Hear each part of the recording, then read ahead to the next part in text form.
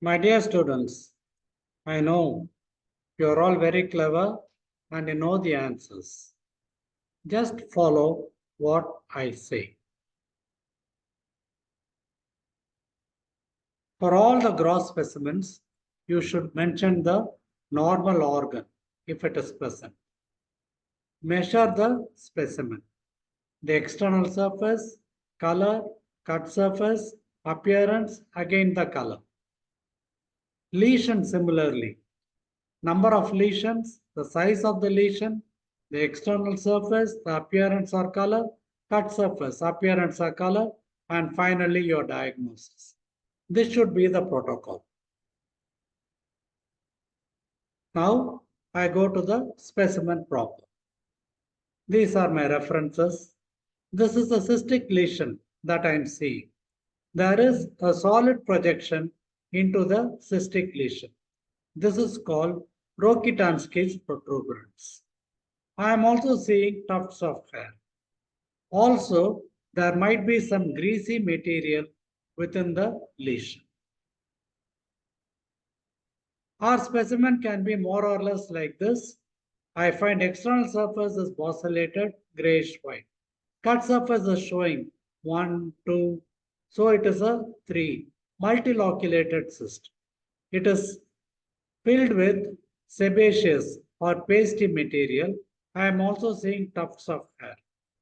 Look for the fallopian tube if it is present. The diagnosis should be a cystic teratoma. Another specimen. Identify the reniform shape, a bean shape. And here I am able to see the cortex and medulla. And also there are multiple well circumscribed yellowish white lesions. They are all areas of necrosis. Our specimen will be more or less like this, and the entire specimen, it is almost debilitated. I find that there are multiple irregular and coalescing areas of necrosis. There is a distension of the pelvic ileal system. The diagnosis will be tuberculous pyelonephritis. This is a normal organ that you are seeing. Always identify the shape of the organ. So here I am finding some kind of notches. There is a sharp border. And normally this has got a purplish tinge. This is the hilum from where the vessels emerge as also enter. It is a normal spleen. Compare it with this. So here I find that it is massively enlarged. It measures.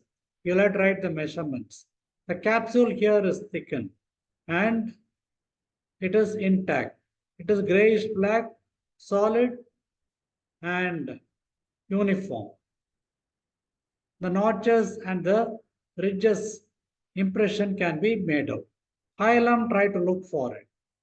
So the diagnosis in this case is chronic venous congestion of the spleen. I am finding an ulcerative lesion. It is a flat structure. There are only two flat structures we can get. One will be the stomach, the other will be the bladder. You find that it is yellowish gray and then there is an ulcer over here. You will have to measure the ulcer. And I find that these are all the edges which are being everted. And the floor is grayish black due to necrosis. These are all the surrounding normal rugae which are unaffected. Its counterpart is another benign lesion wherein all the rugae are drawn towards the ulcer because of fibrosis. So the diagnosis is carcinoma stomach. This is another entity wherein I am finding a bag-like structure. The walls are all uniformly thickened. It is stiff and taut. There is some amount of energy needed to keep it open. It is like a leather bottle. The diagnosis is Linitis plastica or carcinoma stomach. I would like you people to identify the organ. Always when you find a diagonal line like this, it has to be the lung. So these are the interlobar fissures that you people are seeing. Now, what is the difference between this and this? Here, the entire lower lobe is somewhat pale and consolidated, whereas here I am finding brownish areas of patchy areas of necrosis which are getting joined together, consolidation rather. They are all joining together, confluent areas of consolidation. Now, what is the difference between this and this?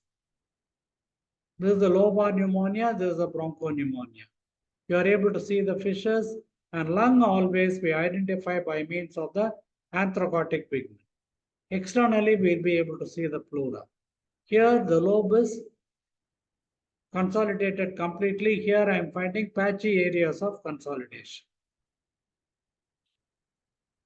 What are the differences between these two? So here I find a blackened lesion which is well demarcated. This is almost normal. There is a clear line of demarcation between the diseased and the normal tissue. And this is another leg. I'm showing it just for the purpose of comparison with the other specimen. Now look at this over here.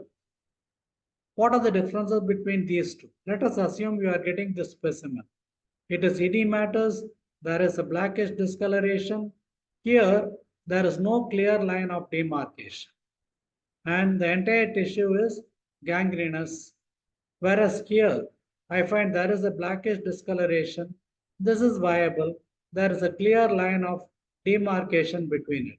And moreover, it is shrunken, mummified, or shriveled. So, the diagnosis in this case is wet gangrene diabetes. Here it is a dry gangrene of the foot. I would like you people to identify the organ by means of the epididymis or the cord. Here I find that the epididymis is looping over the structure. Kindly measure it. And you find in our specimen the size is reduced, the weight is reduced, the external surface is pale pink, and in the cut surface there can be fine strands that can be seen. It is atrophy testis. What are the differences between this? Here it is atrophic, here it is normal, whereas here there is a blackish discoloration even in the cut surface and it is edematous. It is a case of a torsion testis with gangrene. I would like you people to identify the three jars over here. So they are all linear structures that I see. In this, there is an ulcer along the long axis. Here I am finding ulcers which are perpendicular to the long axis. Perpendicular to the long axis. So this is the description that I would like you people to write. What is the measurement of the specimen? What is the measurement of the lesion? What is the external surface? Sometimes there can be nodules that can be seen, which are granulometer. And here again, there is an ulcer which is perpendicular to the long axis. And this area is becoming narrower because of strictures in that region. The diagnosis is tuberculous ulcer, small intestine. And this is another intestine, obviously. This is the loop of the intestine. This is a parchment called as mesentery. It has got blood vessels. It is bright brownish red and viable. Sometimes it crosses over itself using the mesentery as an axis. See what happens subsequently. So there is somewhere an obstruction of blood, particularly at the point of crossing over. There is a blackish brown discoloration. It becomes distended and externally it is stretched and shiny. On opening, there will be a brown discoloration, blackish discoloration of the mucosa also. So there is a loop-like crossing over that I can make out even in the mounted specimen. The resected surgical margin will be viable. The mesentery also shows a blackish discoloration because of vascular occlusion. The diagnosis is volvulus intestine with gangrene. This is a specimen. Always I told you, look at the fissures, you will be able to make out. So it is a lung. No other organ has got fissures like this. And in this, I am finding a cavity over here. In another specimen also, it is there. It is irregular, ragged, and The inner surface is also having some necrotic material. So we may be given just a part specimen like this. You will not be seeing the fission. But still, how do you identify it? By means of the blackish discoloration due to anthracotic pigmentation. So irregular cavity is there, the ragged walls, grayish white due to fibrosis, and the surrounding lung is showing consolidation. The diagnosis is lung abscess. What is this? Nodules. So somebody is also trying to eat them. But I hope you people are able to see the loop of the intestine in the background. If that is not clear, look at this one. So there is a segment of the intestine that is completely packed with a bag of worms, which are tapering. They have got a pinkish hue. Tangled parasites are seen with a pinkish tinge, and they all have got tapered ends. It is a case of gangrene intestine. Look at the black discoloration, almost similar to a previous specimen.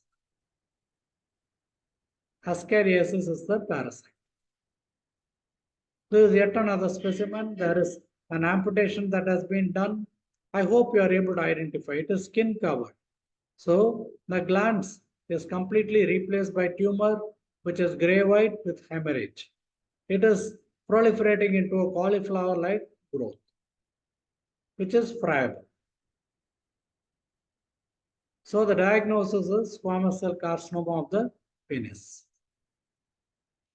This finger-like structure, you people know, open at one end, closed at the other, and it is having some kind of an exudate over here. The color is getting changed. In this specimen, it is becoming more edematous.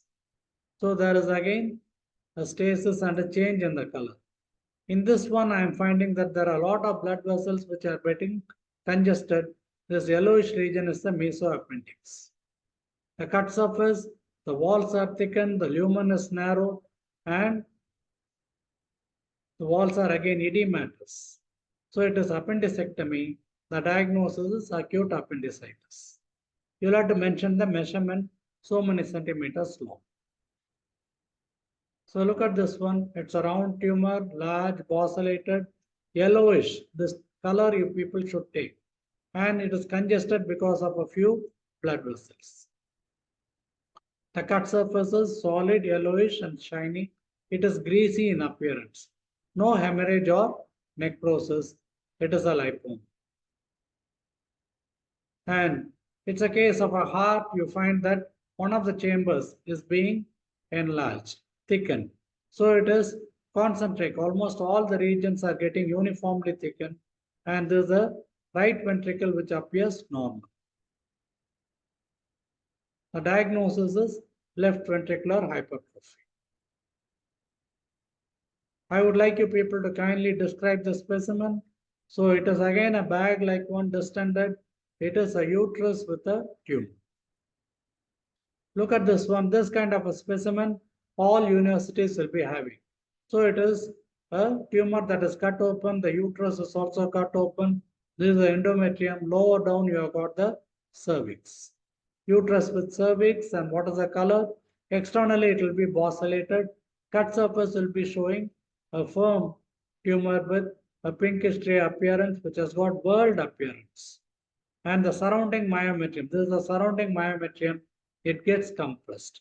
Sometimes you find this can give rise to pseudocapsule-like appearance. In this case, I am finding multiple such tumors, which have got bundles of spindle-shaped cells. The diagnosis is leiomyoma of the uterus, gross. And last one, I find that there are adhered round circumscribed oval to circular nodules, and they are having yellowish map-like areas of necrosis. So the adjacent nodes are all getting matted together. It has got a pinkish gray appearance externally. There is a cheesy yellowish white appearance in the regions of the necrosis. I would like you people to kindly write the measurements. It will be rubbery to feel and ovoid or pear shaped. The diagnosis is tuberculous lymphadenitis. So, Santak.